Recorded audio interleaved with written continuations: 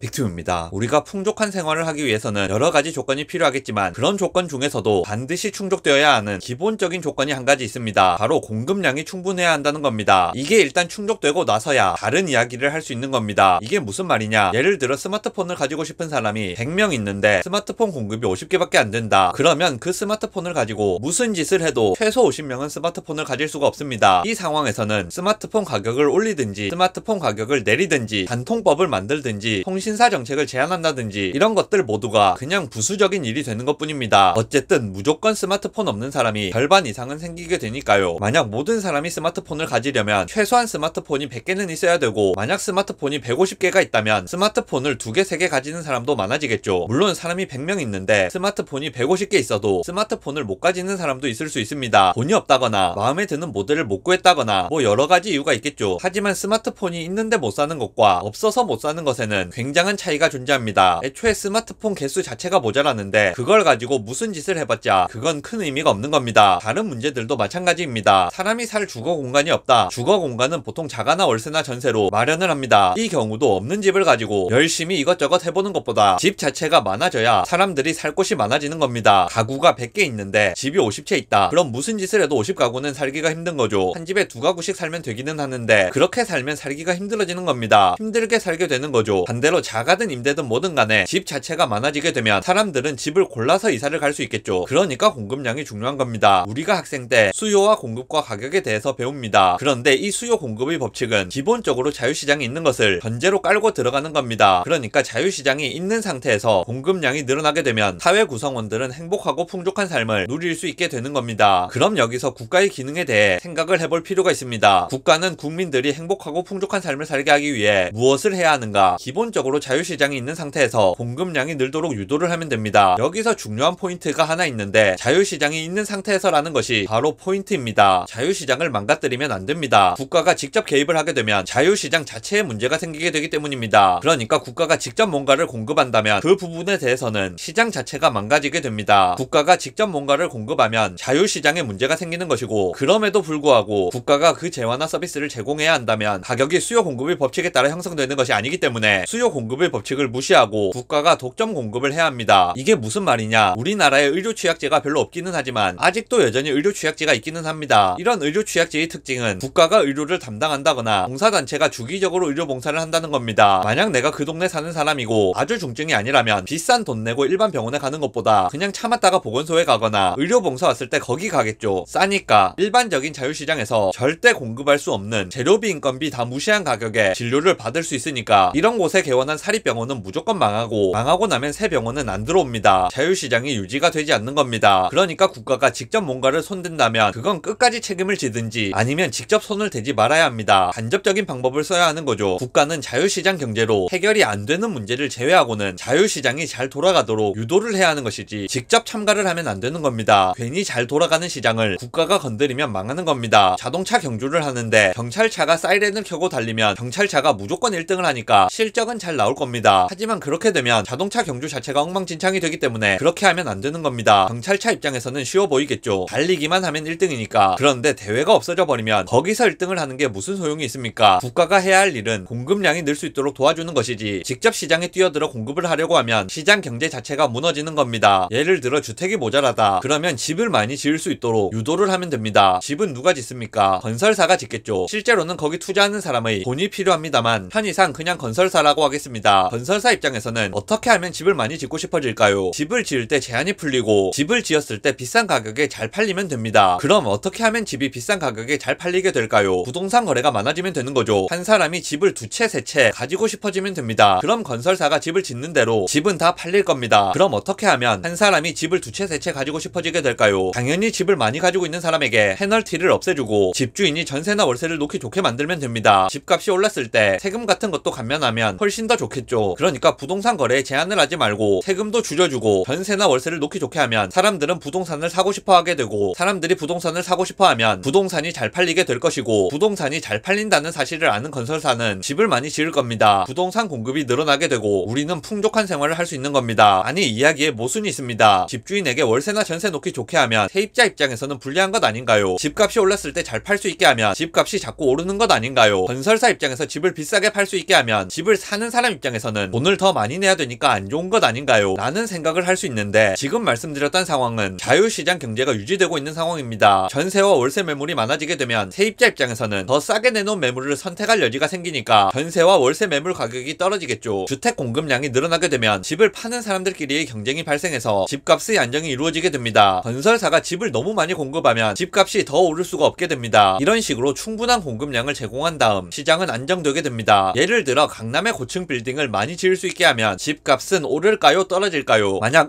아파트를 허물고 그 자리에 고층 아파트를 지어서 매물을 확 늘리면 주변 아파트 시세는 어떻게 될까요? 답은 간단한데 직관적으로는 이해하기 어려울 수 있습니다. 잘 보시면 지금 나오는 정책들은 완전히 반대로 가고 있죠. 그러니까 부동산 대책을 25번 정도 내놓아도 오히려 역효과만 나는 겁니다. 시장에 대한 이해 없이 정책을 만들다 보면 오히려 역효과만 나게 되는 이유가 바로 이것입니다. 스마트폰을 잘 팔아먹을 수 있게 도와주면 스마트폰을 가지는 국민이 많아지고, 자동차를 잘 팔아먹을 수 있게 도와주면 자동차를 가지는 국민이 많아지고, 음식을 잘 팔 수 있게 만들면 맛있는 것을 먹는 국민이 많아지는 겁니다. 시장 경제가 완벽한 것은 아니지만 시장 경제가 완벽하지 않다고 해서 시장 경제 자체를 부정하게 된다면 시장 경제를 통해 얻을 수 있는 풍족하고 행복한 삶은 점차 없어질 수밖에 없는 겁니다. 영상 요약하겠습니다. 국가가 해야 할 일은 자유시장에 참가하는 참가자들이 원활하게 활동할 수 있도록 도와주는 일이지 직접 시장에 참가해서 뛰는 것이 아닙니다. 우리가 풍족하고 행복한 삶을 살기 위해서 충분한 공급량은 기본적으로 만족을 해야만 하는 조건입니다. 이 공급량이 모자란 상태에서는 아무리 좋은 대책이 나오더라도 만족스럽지 못한 결과가 나오게 되고, 공급량이 모자란 상태에서는 어떻게 하면 공급량을 늘릴 수 있을지에 대한 고민이 필요한 겁니다.